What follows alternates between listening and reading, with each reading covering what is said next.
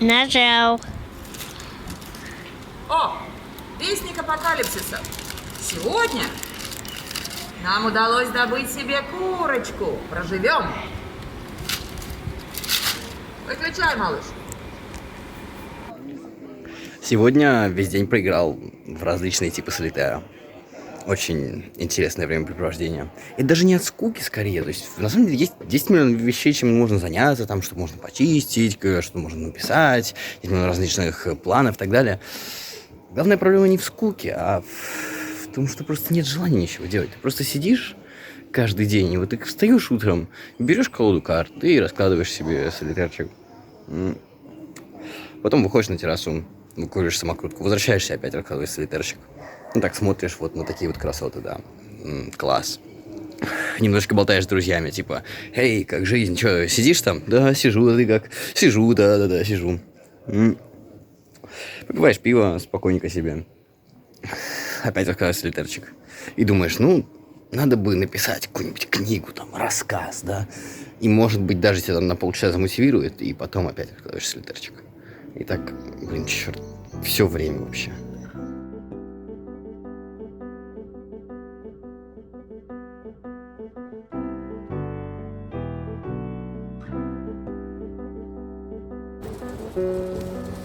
Вот Берлин, Александрплац. Суббота, 28 марта, 5 часов.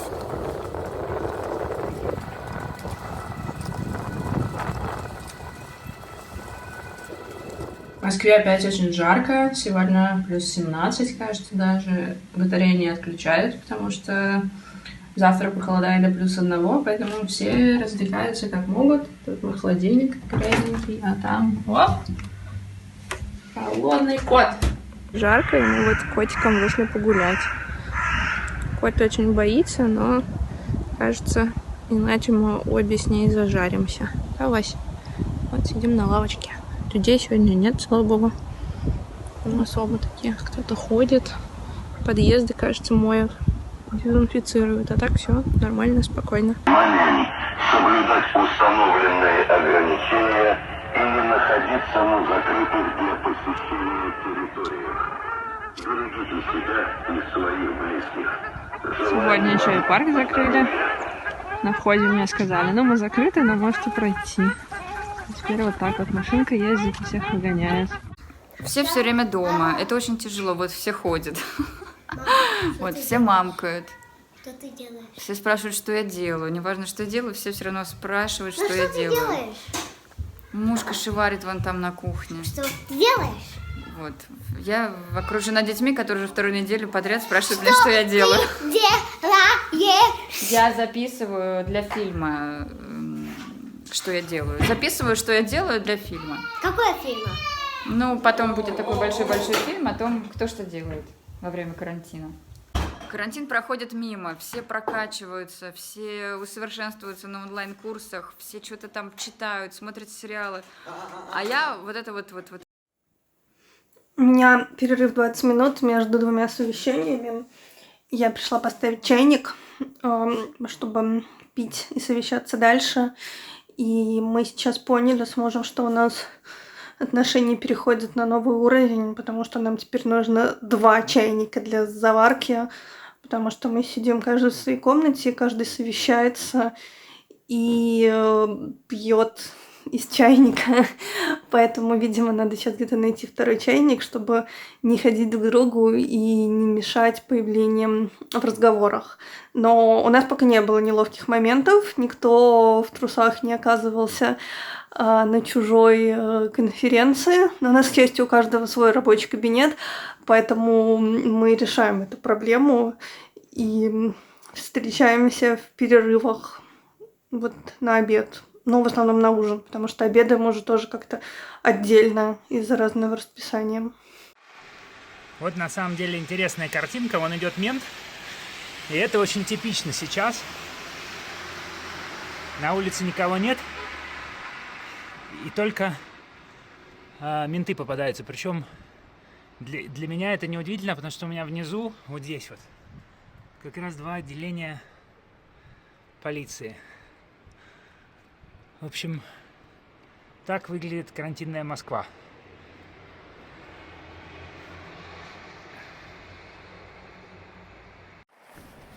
Вот, я вышел наконец-то на улицу.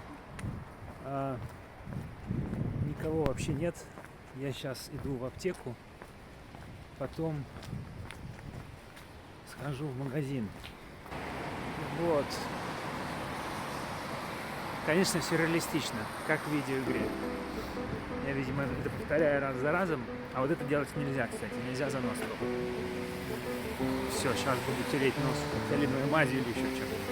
Я сегодня вам расскажу, как туалетную бумагу покупала. В этом магазине теперь можно купить, это с доставкой на дом, можно купить только глубоко ночью. Поэтому я глубоко ночью в 4 утра поставила будильник, и, наконец-то, там было все свободно, и можно было осуществить заказ. Проблема стояла в том, что там антисептиков уже нет, никаких марлевых повязок уже нет, ничего вообще уже нет. Ну, думаю, раз я туда пошла, давай-ка я закажу там, что есть, туалетную бумагу, бумажное полотенце. Но поскольку это 4 утра, и поскольку я в полубессознательном состоянии после будильника, не сообразила, что та штука, которую я покупаю, на самом деле это там не рулон туалетной бумаги, не рулон полотенец, а это наборы из 4, там, из 8, из 2 предметов. Вспомнил, что у меня кое-что должен быть в подвале нашего дома. Посмотрим, найду ли я. Вот бардак какой-то.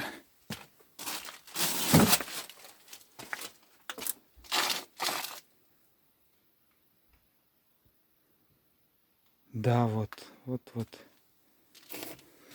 Вот осталось у нас от какого-то ремонта. Я сижу в Сапсане, собираюсь в Петербург. Бежал, боялся опоздать на поезд, думал, что на пределе, жалею, что не снял «Ночную Москву», потому что реально ни души. Не то, что ни души, даже не машины. Обычно хоть какие-то машины едут на работу, но сейчас, понятное дело, никто не работает.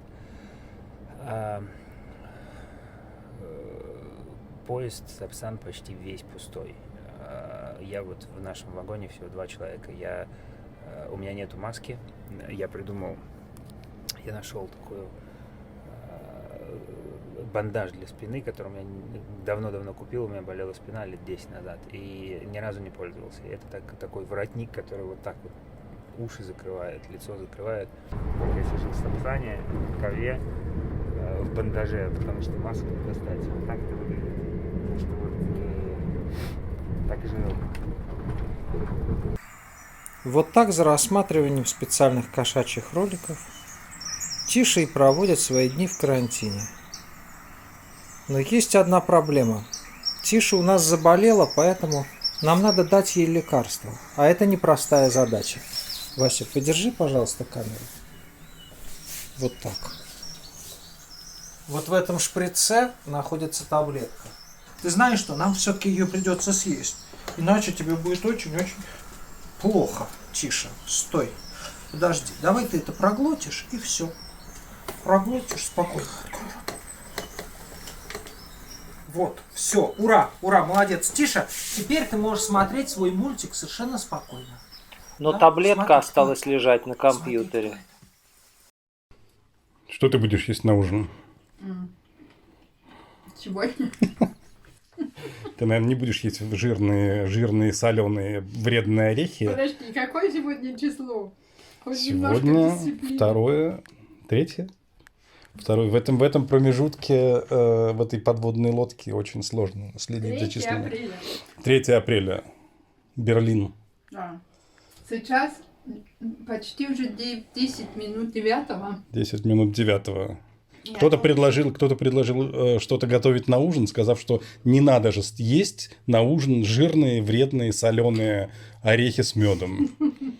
И параллельно стоит и, кажется, эти орехи ест.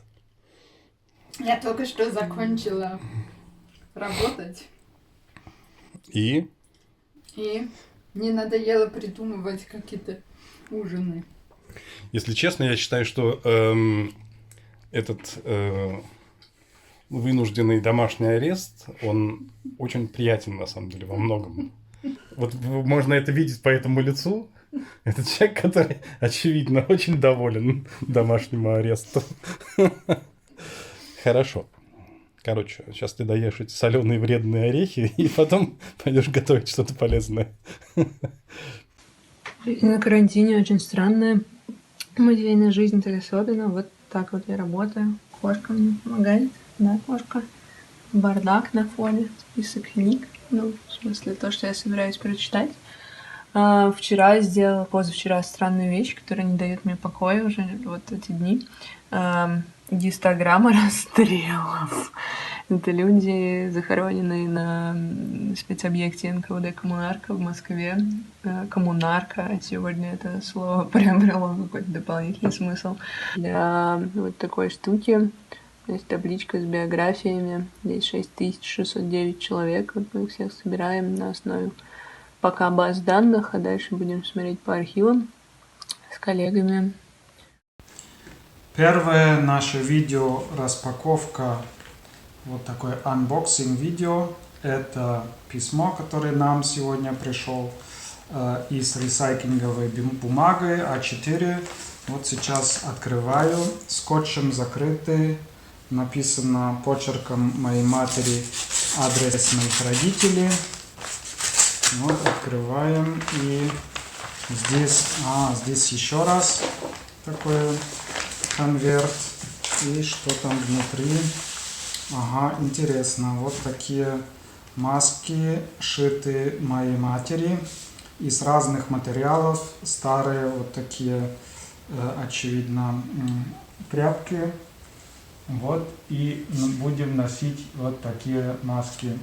Могу еще вторую такую маску одевать. Вот такая маска.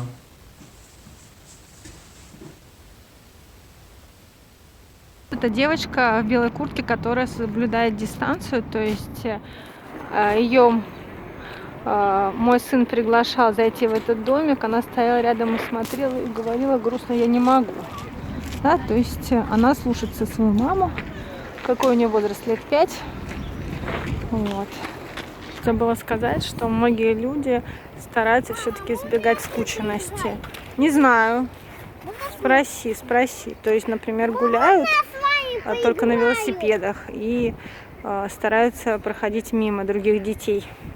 Но некоторые спокойно к этому относятся. Продукты заказываю либо через интернет, либо вот, когда младший заснул. Извини, пожалуйста, мы уходим сейчас уже, где тепло, мы замерзли воды. Лео, давай еще раз. Еще раз. Дубль 2. Каждую пятницу я в говно. Каждую пятницу я в говно.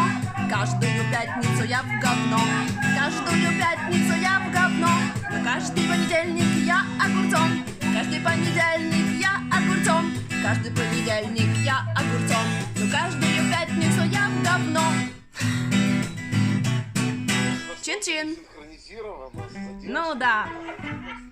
Чокнемся, друзья мои. У-у-у!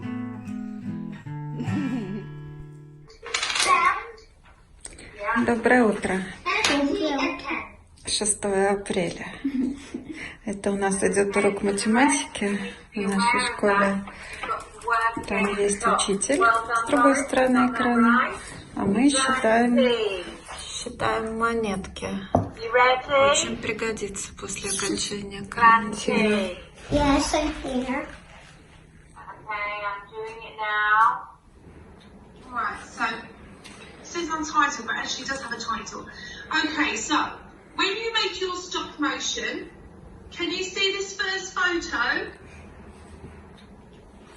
Yes. Yeah, so you see the students? Ну вот, внизу только что была математика, а наверху ICT, информатика. 6 апреля. Собираемся в магазин. Вот, перчатки в машине.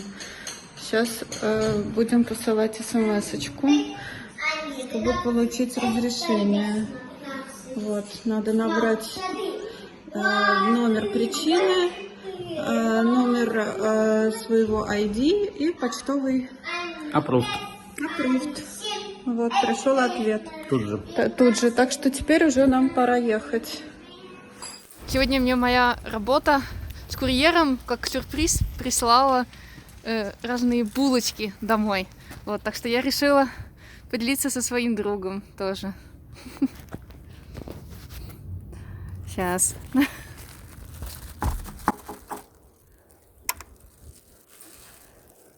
Ку-ку. Вот у нас и рука тут, значит.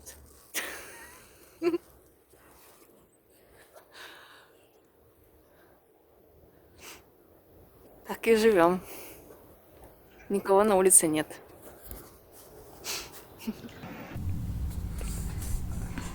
Мы пока что не знаем, в чем проблема у кошки. У нее цистит. Мочи, которую мне удалось собрать шприцем с пола, не хватило на то, чтобы сдать ее в качестве анализа. Поэтому мы берем лакмусовую бумажку, чтобы узнать, моча это кислая или щелочная. В зависимости от этого разные способы растворения камней в мочевом пузыре. Итак, внимание, я погружаю бумажку в мочу и вижу, что она слегка розовеет, а не остается синей. Из этого мы делаем вывод, что моча кислотная. Будем лечить.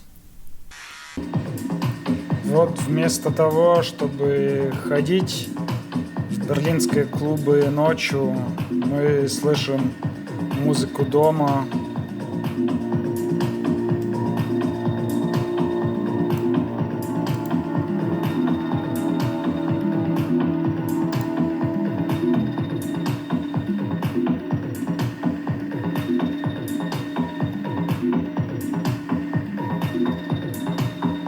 Играет Аня Цаубе в клубе Baut Blank перед пустым залом.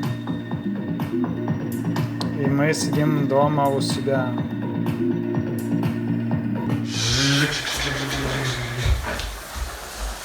Вот парни катаются на санях. Хорошо, когда у папы выходной.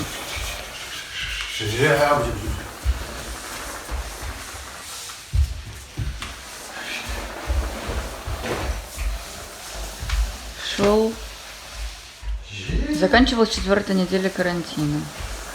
Нас, кстати, через неделю обещают уже выпустить, не поверьте. Ну, начать потихонечку выпускать. А мы уже привыкли. Потому что сами любим свою собаку. Она может прыгнуть на вас и испачкать. Да ладно. Да ладно. А что вы сейчас 3 часа дня, а вы уже такой? А я уже в хлам. А что так? Вот.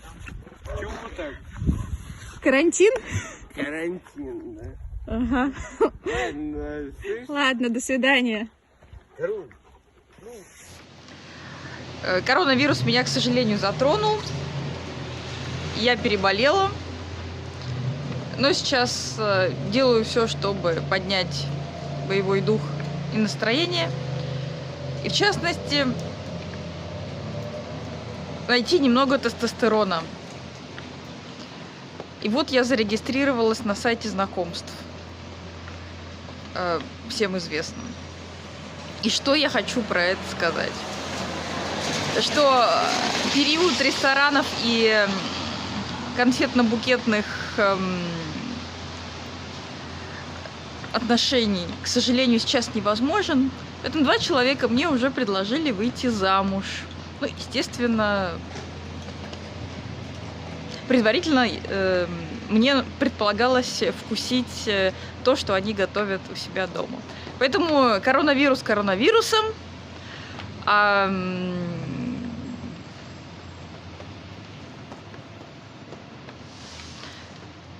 не комментирую.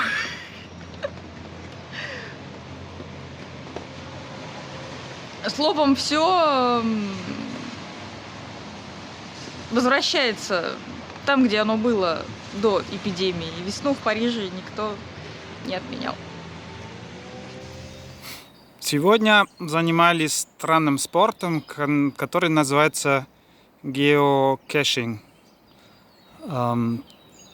Находимся около бывшего детского дома имени Макаренко. И вот здесь залезли на старые такой остатки забора и на дерево нашли вот такую штуку, в котором, оказывается, есть маленькая шкатулочка, которую надо открывать. Угу.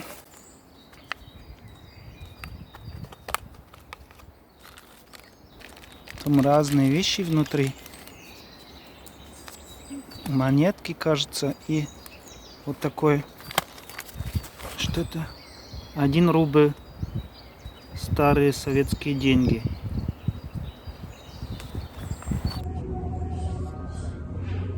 Привет.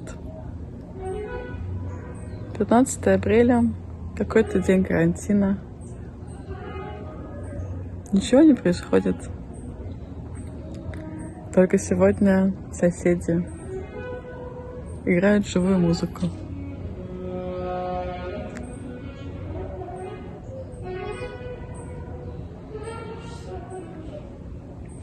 И это очень здорово.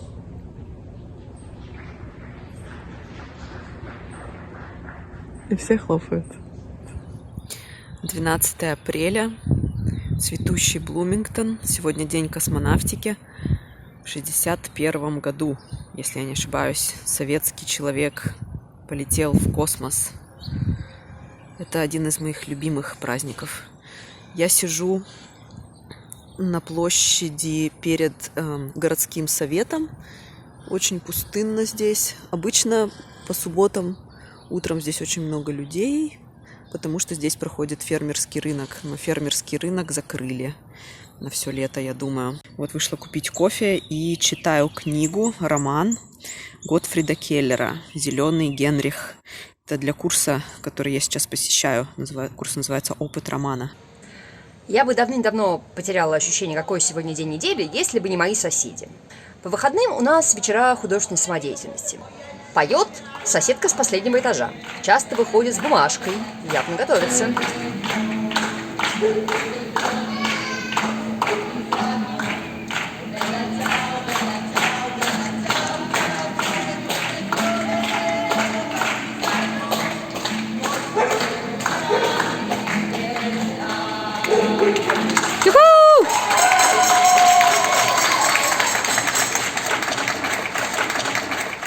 Вещь столь удивительная, сколько мистическая, это иногда бывают сны, которые ты в каких-то случаях запоминаешь. Меня до сих пор, по прошествии, я даже не знаю, больше чем, наверное, 15 лет после выпуска из музыкального училища, я по-прежнему просыпаюсь ночью в шоке, потому что я не выучила какую-то сонату Бетховена или неважно что. То есть, видимо, это была какая-то такая жуткая травма, что годы спустя я просыпаюсь, и мне ужасно стыдно, потому что я снова прогуляла занятия по фортепиано, или снова не занималась, ничего не делала, не выучила, а преподаватель просто офигенная совершенно женщина, и мне перед ней просто по-человечески ужасно стыдно. Я не знаю почему, и какие-то вот такие флешбеки ко мне приходят, ну и в обычной жизни, но я про них быстро забываю, потому что ты как белка в колесе бежишь куда-то, а в карантине ты долго рефлексируешь на эту тему, и это вот мистика, которую я много лет уже не знаю, как объяснить. Почему не университет, не история искусства, а кошмары именно, именно занятия по фортепиано в музыкальном училище. Ну, иногда еще музыкальная литература, да, там тоже меня мучают такие кошмарики. Короче, это загадка моего всего сегодняшнего дня, потому что я снова проснулась с мыслью, почему я не отработала вторую часть сонаты Бетховена. Хрен его знает. Страшное признание. Неожиданные последствия ношения маски, о которых нас не предупреждали политики. Резко понизились умственные способности. Вернее, даже не умственные, а способность понимать, что говорят окружающие. Чтобы вы понимали, я живу в Париже, французский мой не родной, я учила французский, уже приехав сюда. Это заняло достаточно много усилий, но сейчас я говорю на нем свободно. Первый раз попав в магазин в маске и увидев перед собой кассира в маске, я поняла, что я не понимаю, какую цифру он хочет, чтобы я заплатила финальную за все сделанные мною покупки. То есть при отсутствии мимики на лице мозг перестал считывать сигнал. И я в ужасе думаю о том, как же сейчас эту масочную пору переносят слабослышащие. Они могут быть французами, могут быть иностранцами. Дело это не меняет. Мимика очень важна для того, чтобы мозг понимал, что говорит собеседник. Ну и на всякий случай, чтобы никто не думал, что я дурочка, а просто немножечко девочка, стала носить маску вот на такой, видите, прищепке. Нашла ее в архиве, прищепка для соски. Очень удобно. Вот сейчас премьер-министр Норвегии Эрна Сольберг говорит о том, что пару минут назад мы лончили приложение. И это приложение, значит, будет следовать за тем, где пользователи передвигаются. И если они в течение 15 минут были поблизости другого человека, у которого потом выяснился коронавирус, то им приходит уведомление о том, что вы теперь должны уйти в карантин. Вот оно у нас на сайте опубликовано. Вот этот вот акт такой будет. Ну, мы над ним работали достаточно долго. Если там очень хорошо все с приватностью, с security, но тем не менее я не совсем себя чувствую уверенной, буду ли я им пользоваться. Но я еще послушаю премьер-министра, потом решу. Вообще, конечно, чем больше его людей скачает, тем это будет эффективнее. Сейчас почти 10:30 вечера, а я только что закончила работать. У нас какой-то безумный сегодня был день на работе. Во многом из-за этого приложения, которое вот вчера лончили. Вот. Так что теперь я лежу на йога-коврике, потому что у меня так спина болит, потому что я последние, наверное, 6 часов работала так, что еле в туалет успевала бегать. Вот. Так что буду тут какое-то время лежать.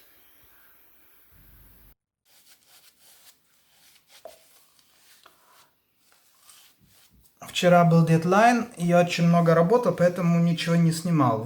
Но решил, что хочу делиться одним сном, который я видел 3 дня назад. Я оказался на острове, оттуда нас обещали эвакуировать, и мы пошли к берегу на причал, там мостик, и на этом мостике мы должны через воду куда-то идти. На воде почему-то был лед. И передо мной там толпа людей, шел мой отец, и я вижу, как он ходит прямо на этот лед, лед треснется, люди его предупреждают, что он будет утонуть, и он делает шаг в сторону, обратно на мостик, там скользко, он потеряет равновесие, падает на лед, лед сломается, он уходит в воду, его вытаскивают. И я думал, ловил себя на мысли, что сейчас с ним делать. Надо раздеваться, ему дать сухую одежду, и как он будет в холоде вообще уйти с этого острова. Вот такой сон. Сегодня 13 апреля. И я впервые за последние 4 недели села за руль. Вот, не в магазин, для того, чтобы ребенку отвезти супчик. Вот, ну, просто потому что младший не справлялся с таким количеством супа. Вот, а старший живет отдельно. И вот я за долгое время впервые попала на улицу. Совсем немного машин здесь. Вот какие-то офисные здания. Рядом с ресторанами пусто. Вот, то есть город на самом деле выглядит, ну, как будто бы ты едешь ночью. Хотя сейчас 9 часов вечера. Вот, абсолютно это центр с магазинами. Но в это время, в обычные дни, все еще совершенно живое. Вот, сейчас ничего этого нет. Сегодня 15 апреля. Я хотела кое-что показать. Когда началась эта вся история с коронавирусом, моя мама однажды... Мама живет в Сургуте. Она однажды пыталась до меня дозвониться и не смогла дозвониться в течение целого часа. Она запаниковала, естественно, и сказала мне, что я должна ей предоставить список контактов, кому звонить, в случае чего, если я перестану выходить на связь. И действительно, я поняла, что у нее совсем нет никаких контактов. Здесь мы их в Америке. Я об этом задумалась и потратила целый день на то, чтобы составить такой список контактов и для моих родственников в России, и для моих знакомых здесь, как они могут связаться с моими родными. И я вот распечатала такой список. Ну, во-первых, здесь такая страница первая для меня, если я вдруг почувствую симптомы, чтобы я быстро посмотрела, по какому номеру звонить, и потом список контактов. Я повесила его у себя в квартире на видное место, на случай, если я двину кони, и мой труп разлагающийся будет лежать у меня в квартире, чтобы люди, которые в коридоре почувствуют запах разложения, могли взломать дверь, зайти в квартиру, найти мой труп, увидеть список контактов и узнать, кому позвонить. Так, показываю максимально свойский вариант выезда моего на прогулку.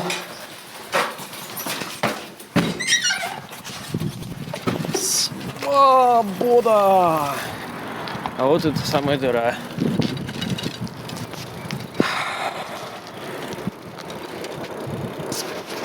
Получилось, конечно, мне эффектно, чем хотелось. Ну, как говорится, максимум, на что можно рассчитывать без GoPro. А вон, видите, какой точилу добыл наш ремонтник. Сейчас я с другого конца к ней подъеду. У него был до этого, тоже, видите, разные интересные тачки. В общем, у него до этого был какой-то пикап, совершенно прогнивший просто до арок. Этот просто нулевый по сравнению с тем, что было. Смотрите, что происходит сегодня. 22 апреля. Карантинные досуги. Группа «Аукцион» в Ютьюбе в прямом эфире устроила презентацию своего нового альбома. Все музыканты сидят у себя каждый по домам. Только что выпили каждый свою рюмочку, стопочку за новый альбом. И я к ним присоединилась. Я пью Клаус Талер. Это не реклама, безалкогольная. Очень даже неплохое, кстати. Классно, да? Вот это только первая песня играет. Это очень интересный опыт. Снежное блядство опять. 27 апреля. И снег фигачит. Ничего не видно, да? О, фигачит снег. Снег. Солнце должно быть. В Одессе уже 20 градусов. А тут даже и не выйдешь нормально на улицу. Фигачит. Пускай дома все сидят. Это специально, чтобы в этот карантин никто не выходил. Ужас, ужас. Нет, так не видно, да? И так не видно. Короче, ну сильно прям... Во, попала. Попала снежинка, попала на этот. Пока.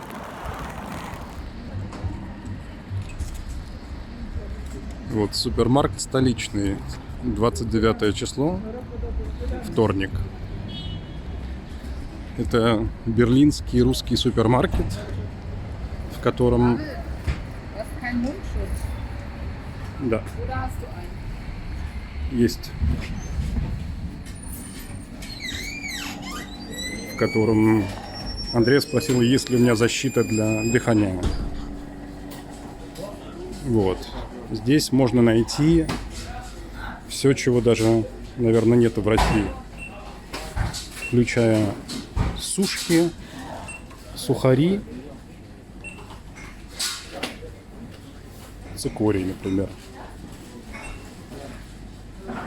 Корейская капуста, которая почему-то должна быть обязательно в русском супермаркете. Сюда нельзя заходить без маски. Сегодня мое обращение к народу будет посвящено особенностям национальной диеты. Во Франции сейчас можно выходить в магазин только по крайней необходимости, лучше за продуктами крайней необходимости. А вот у кого какая крайность и необходимость, каждый определяет по-своему. Одна француженка была тут остановлена полицией. После того, как вышла из магазина, полиция проверила ее сумочки. В сумочках было обнаружено 4 большие кегли Кока-Колы. Тетенька объяснила, что это нужно детям. Полицейские смеялись и унижали тетеньку, вследствие чего произошел небольшой скандальчик в неблагополучных районах, и тетеньке министрам пришлось извиняться перед тетенькой. Вот такое вот дело. А теперь я вас познакомлю с напитком, который был изобретен еще до всякого карантина, знаком каждому французу и пользуется определенной популярностью в некоторых кругах, особенно на Корсике. Берете вы, значит, продукты первой необходимости. Как мы теперь уже знаем, у французов это Кока-Кола, ну а в этом вы, конечно, не сомневались. Наливаете 50-50 вот этого и да, вот этого. Перемешиваете. И чин-чин, чтоб скорее забылся карантин. Подруга вчера пишет, будучи в магазине: о, тут маски в продаже появились, купить. Одна упаковка в руки отпускается, в общем. Привезла мне эти маски, и маски эти оказались просто вообще какие-то смехотворные. Посмотрите, они из какой-то рейтузной ткани сделаны. И они с огромным, кажется, трудом вообще закрывают нос и рот. И продавалось это безобразие за $16, представляете? Я только могу притворяться, что я большой сильный антифа в такой маске. Вот, ну, тут посмотрите. Вообще никакой защиты. Как с этим жить, я не знаю. В общем, вот такие вот предприниматели у нас. Вчера со мной случилось просто нереальное событие. Это, наверное, такой исторический день, и я могу сказать, что я карантину благодарна за него. Акива, тихо. Я вчера ездила в Иерусалим и вела прямую трансляцию для телеканала НТВ церемонию схождения благодатного огня. Что ты тут потерял? Извините меня, я всегда с ребенком. И Иерусалим самый зараженный город. Это опасно туда ехать. Ну, мне, естественно, хотелось очень уже куда-то поехать, поработать, что-то поделать. В результате все получилось совершенно, ну, реально. Я поняла, вот вчера на съемках я поняла, что это был исторический день, потому что это был пустой город Иерусалим. И я была одна из немногих, кто вообще мог наблюдать этот процесс. Я вообще не религиозный человек, но дело тут не в религии совершенно, а в историчности момента. Я хочу сейчас... Вот я засела за компьютер. Хочу сейчас найти запись прямого эфира, посмотреть вообще, как это было. И вот это вот схождение вчерашнее благодатного огня, мне кажется, оно торкнуло даже нерелигиозных людей, даже меня. Вот. Таким великим большим чудом для всего христианского мира. Сегодня, конечно же, весь христианский мир молится о здоровье, о том, чтобы поскорее этот вирус отступил, о том, чтобы поскорее прошел карантин, о том, чтобы поскорее мы все уже воссоединились друг с другом. Сегодня 1 мая, и мы выбрались из города немножко недалеко, 10 минут от дома. И здесь всюду рапс цветет. И спокойно. Вроде.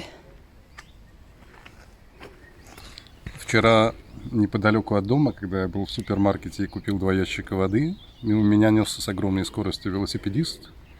И я попросил слезть его с велосипеда или ехать по дороге, на что он соскочил с велосипеда, стал кричать мне: «Поставь ящики», что я не сделал, и стал бить меня 2 руками в грудь, что на самом деле не привело ни к какому результату, но показало мне, что все настроения и реакции у людей настолько обострены, и что конфликтная зона, она настолько близко к поверхности кожи, что возникает просто моментально конфликт с применением насилия, совершенно нетипичный, в принципе, для обычного времени. Это было интересно. Вот так выглядит Садовое кольцо. Я сделал то, что сейчас я сделал то, что обычно я думаю, вообще нереально в Москве сделать. Это перешел Садовое кольцо поверху. Вот так вот. А вот это вот там вот, нет, чуть дальше, склиф. Но нам туда не надо.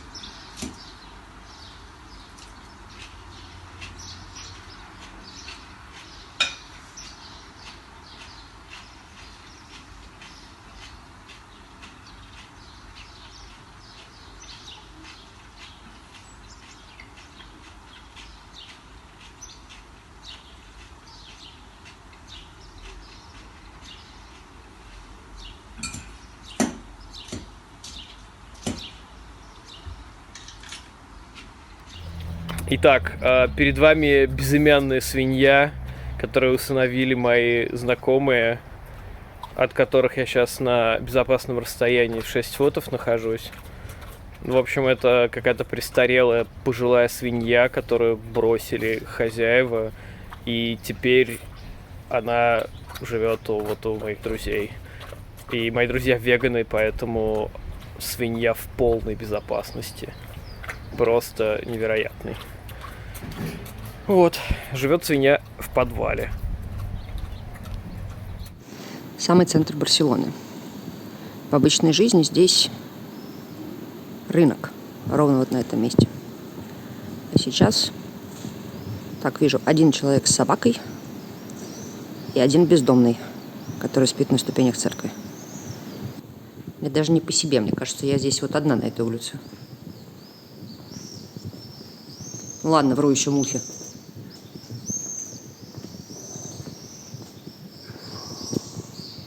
Справа и слева лавочки, но, как вы видите, все закрыто.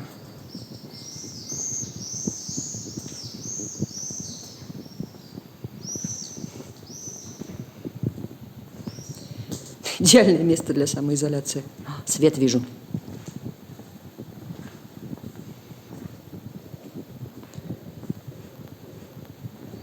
Обманка.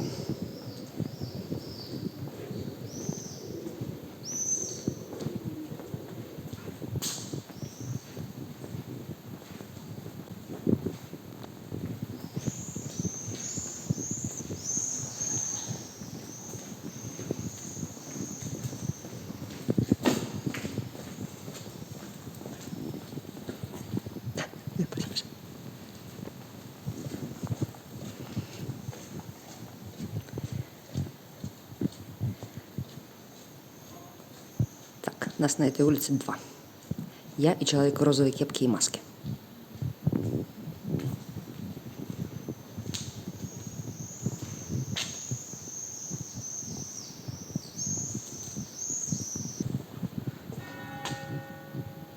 Доброе утро. Подготовка к этим парадам, слышите? Очень неприятная история. Вообще не люблю эти вещи. Да, прямо ко всей этой тревоге еще вот эти звуки такие самолетов-истребителей. А оттуда, вот там, где я родом, такое летало. Да, зачем это? Слушайте.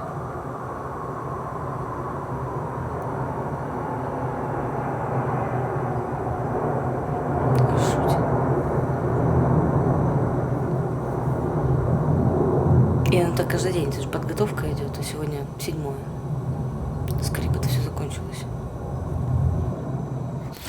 Довольно много людей. Там впереди тоже машина полиции, много флагов.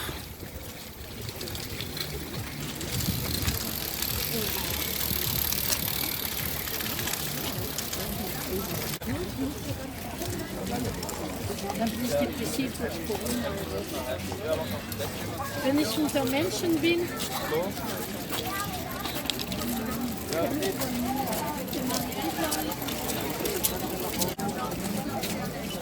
Там, допустим, написано «Спасибо за 75 лет мира». Есть и знаки организации жертв фашизма, немецкая коммунистическая партия, партия левых. Спасибо вам, советские солдаты. Вот случайно встречали друзей, которые здесь делали маленькую манифестацию перед памятником. В самом деле вот эти памятники, они украшены цитатами Сталина.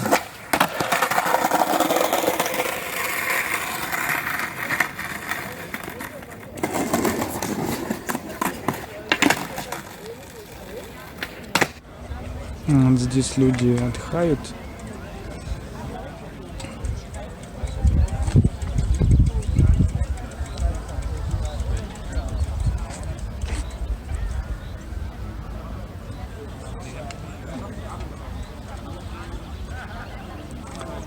Короткие биографии людей, которые воевали в Красной армии.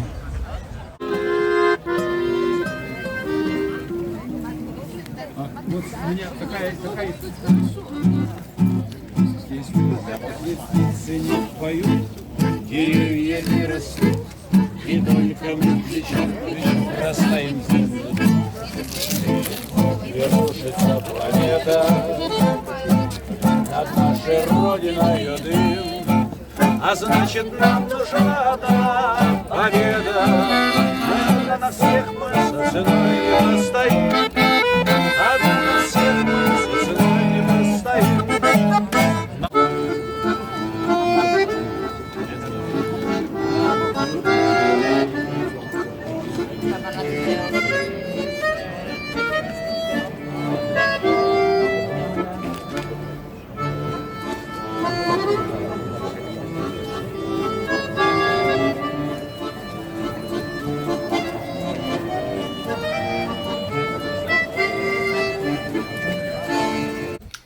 У меня важное сообщение.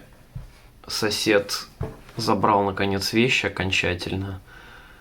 И у меня, в общем, появилось место для дурацких экспериментов.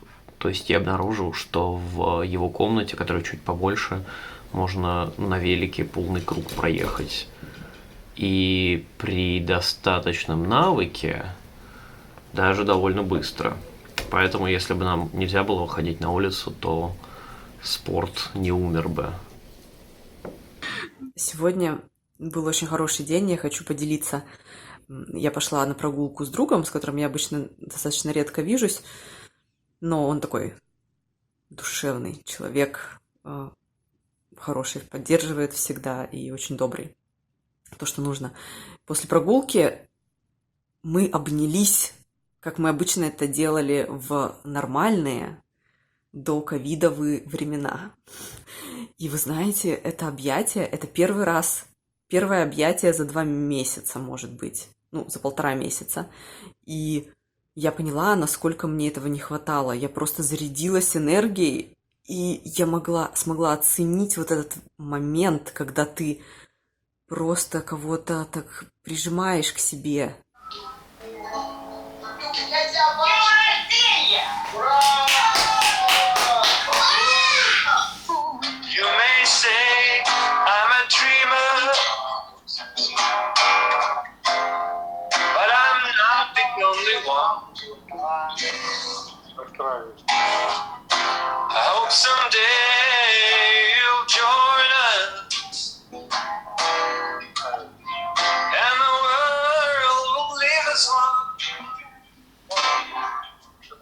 Здравствуйте. Минск, Юлия. Несколько дней назад, неделю, умер мой муж. Мы счастливо прожили 34 года. И так пришлось, что последний этап его умирания совпал с коронавирусом. Поскольку он тяжело болел и долго болел, у меня не было ни особых возможностей, ни сил с кем-то общаться, строить планы, даже работать в полную силу.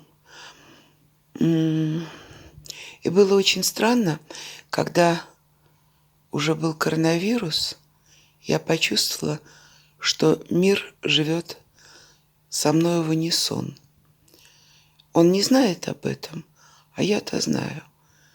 Мир живет в страхе, мир живет не планируя, мир живет в ужасе потери, мир живет в тоске и самоизоляции. Я обнаружил, что рыбные филе довольно неплохие, кастаньеты. Один минус, только холодно.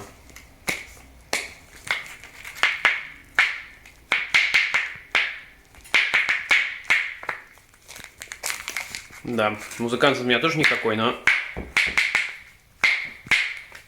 Вы же слышите звук, правда?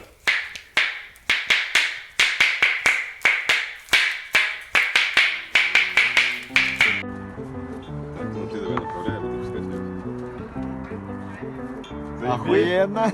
Пиво с доставкой. Все. Он на травку все. Ну не все сразу, она порвется. Давай по 10. Давай, тяни. Азиз. Помочь?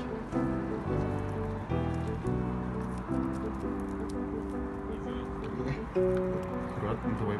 Старайся подальше.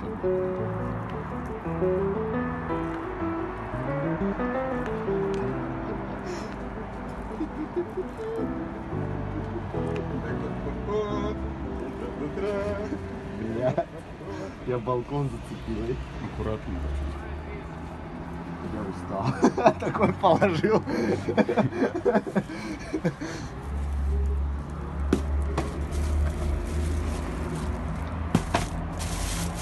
Студенческое общежитие, в котором я живу, закрыто на карантин. Официальная доставка может доставить не все, поэтому наши друзья из внешнего мира согласились нам помочь. Сегодня мы выпиваем за то, что корабль Dragon, построенный Илоном Маском, достиг МКС. Давай покажем. Ой. Ну, в общем... Давай я подержу. Это наш отец, который работает, а это мы смотрим.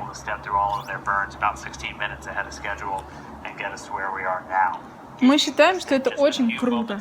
Да, мы считаем, что Мы попали в лучшую эпоху. да, в какую-нибудь научно-фантастическую книгу или фильм. Блин, камеру прикольно.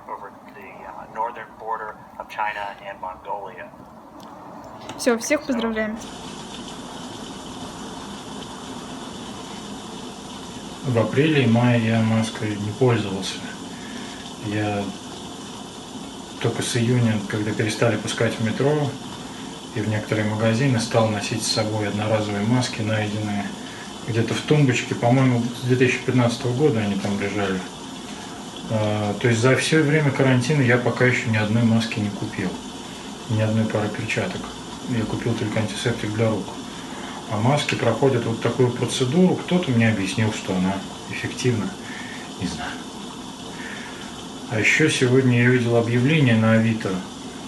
Свирель, отгоняющая вирус. Скоро начнем с барабанами шаманить.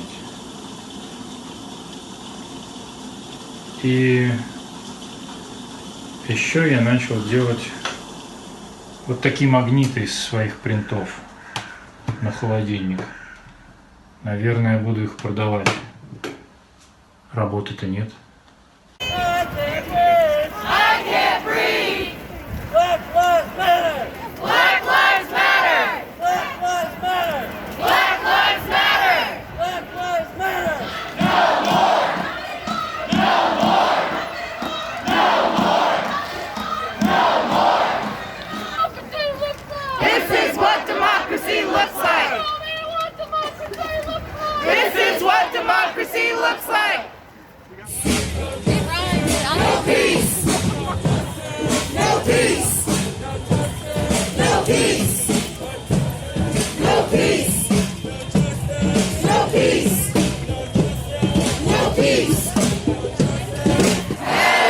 Привет! Сегодня 5 июня. Я на университетском протесте.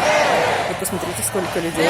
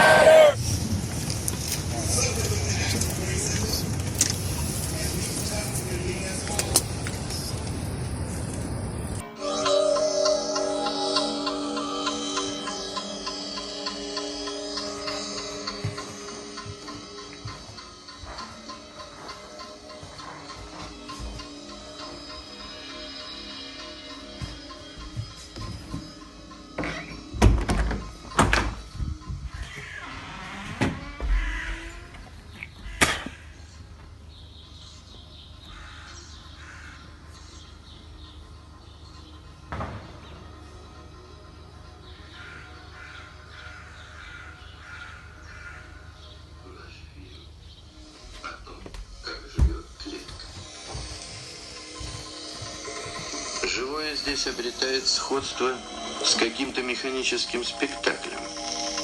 Актеры послушно исполняют роли, а природа будто невидимой пружиной направляет их действия.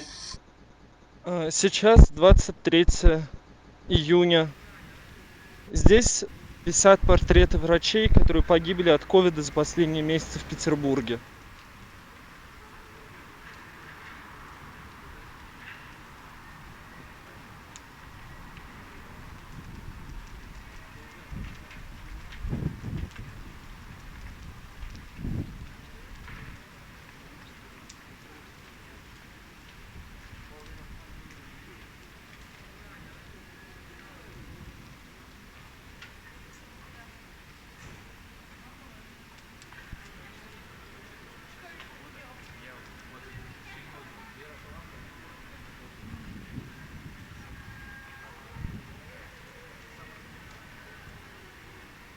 Не разворачивают их, аккуратно пускают. А людей туда дальше интересно, пускают или нет на парад? Кажется, нет. Интересно, что мотоциклистов пропустили.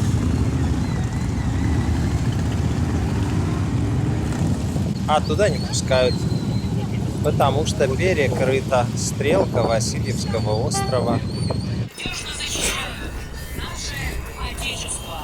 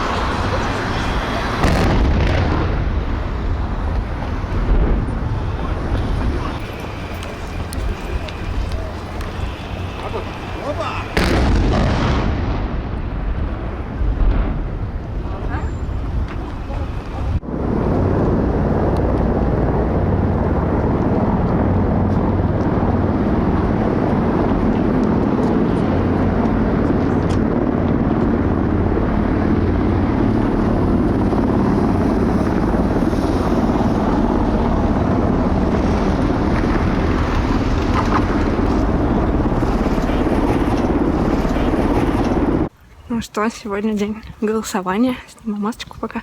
Иду на избирательный участок. Выбрала, поскольку я не из Москвы, я выбрала участок просто ближайший к дому, где я живу. Участок с номером 444. Иду голосовать. Вот это вот так выглядит. Школа. Иду голосовать против поправок.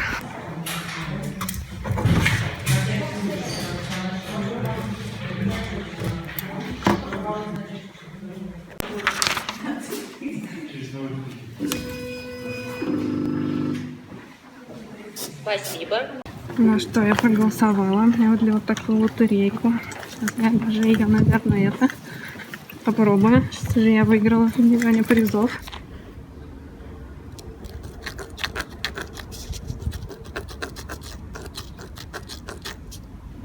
Ну вот я поскребла 10 рублями. Там такая штука. Что-то я выиграла, наверное. Еще выдали салфеточку, перчатки, 2 маски. Хочу получить призы.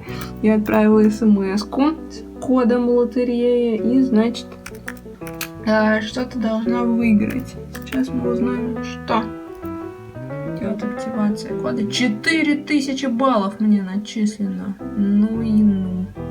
Поздравляем 2 миллиона победителей. У меня 4000 бонусов, и я могу их потратить на всякие, значит, заказы. Могу положить 1000 рублей на карту Тройка. Еду покупать, аптеки, ходить в музеи.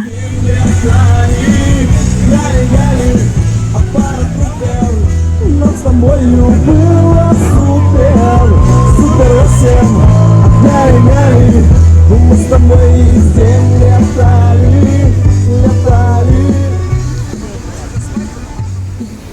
Московское время 1:30 утра.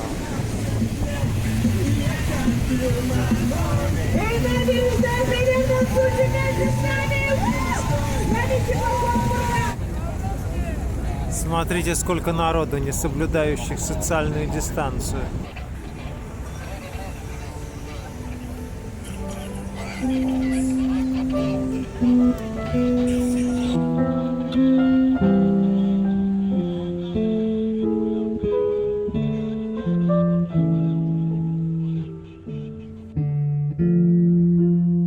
Thank you.